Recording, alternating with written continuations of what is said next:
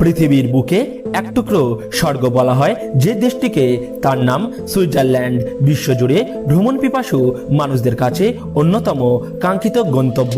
Football প্রেমীরা এই দেশের খেলোয়াড় ও তাদের খেলা সম্পর্কে জানলেও অনেকেই এই দেশের সম্পর্কে অনেক কিছুই জানে না। আজকের এই ভিডিওতে তুলে ধরব সুইজারল্যান্ড সম্পর্কে সেই সব অজানা এমন তথ্য যেগুলি জানলে আপনি অবাক হয়ে যাবেন। তো বন্ধুরা, আপনাদের সকলকে সঙ্গী করে আজ পাড়ি দেব সুইজারল্যান্ড। সঙ্গে থাকুন শেষ পর্যন্ত। ইউরোপ মহাদেশের এক বিখ্যাত দেশ সুইজারল্যান্ড। পাহাড়, নদী আর হ্রদের নয়নাভিরাম প্রাকৃতিক সৌন্দর্য এই দেশটির মূল আকর্ষণ। জীবনযাত্রার মানের বিচারে সুইজারল্যান্ড শীর্ষ দেশগুলির মধ্যে অন্যতম, আর বিশ্বজুড়ে ভ্রমণ পিপাসু মানুষের কাছে অন্যতম কাঙ্ক্ষিত গন্তব্য এই সুইজারল্যান্ড। তবে শুধু বেড়ানোর জন্য নয়, সব বিচারে দেশ হিসাবে শ্রেষ্ঠত্বের মর্যাদা পেয়েছে ইউরোপের ছোট এই দেশটি।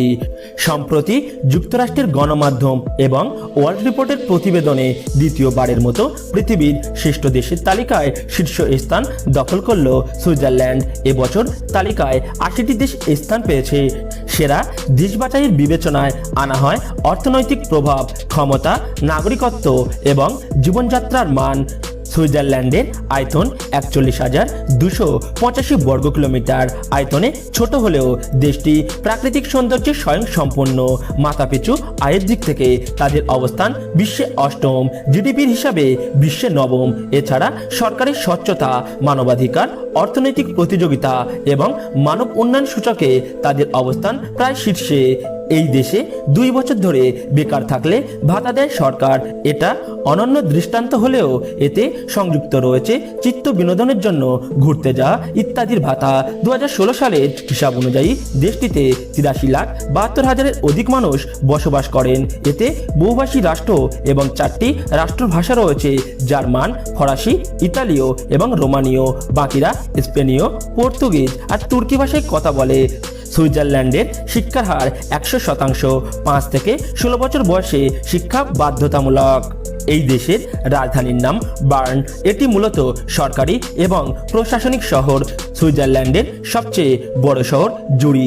এই দেশের সবচেয়ে উঁচু পর্বতের নাম মন্টিরোজা, যা গ্রীষ্মকালে গরম আর আর্দ্র থাকে। শীতকালে পর্বতগুলোতে বিকল্প রোদের সাথে বরফ থাকে। যখন নিচের এলাকা জুড়ে মেঘলা আর কুয়াশার প্রবণতা দেখা যায়, পর্যটকরা সুইজারল্যান্ডের প্রকৃতি আর প্রাকৃতিক ভূদৃশ্যের জন্য আকৃষ্ট হয়। বিশ্বের অন্যতম অর্থ সংস্থান হয় এখানে।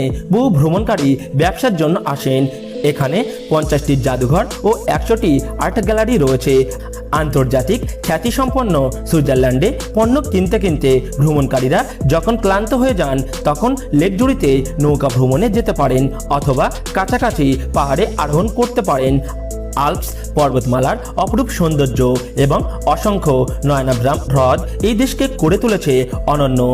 সুইজারল্যান্ডের প্রাকৃতিক সৌন্দর্য এতই বিখ্যাত যে বিভিন্ন দেশের সুন্দর অঞ্চলগুলোকে বর্ণনা করতে সুইজারল্যান্ডের সঙ্গে তুলনা করা হয়। সুউচ্চ পর্বতশ্রেণী, গভীর আলপাইন হ্রদ এবং সবুজ ঘাসের গালিচা বিছানো উপত্যকা এখানকার চিরচেনা প্রাকৃতিক উপাদান।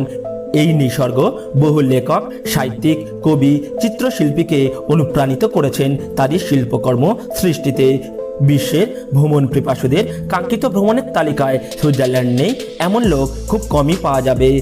সুইজারল্যান্ডের প্রকৃতির আরেকটি বিশেষ বৈশিষ্ট্য হলো লেক। দেশটিতে ৭,০০০ লেক আছে। এই দেশের প্রাকৃতিক জলাশয়গুলোর জল এতটাই স্বচ্ছ আর পরিষ্কার যে সুইজারল্যান্ডের প্রায় সকল নদী এবং লেকের জল সরাসরি পান করা যায়। প্রাকৃতিক সৌন্দর্য ছাড়াও সুইজারল্যান্ডের ঘড়ি, ট্রেন, চকলেট এবং পনিরের জন্য দেশটি বিশ্ববিখ্যাত। উন্নত জীবন আর অসাধারণ প্রাকৃতিক পরিবেশের মাঝে বসবাস করলেও এই দেশের একটি অন্যতম সমস্যা হলো মাদকাসক্তি।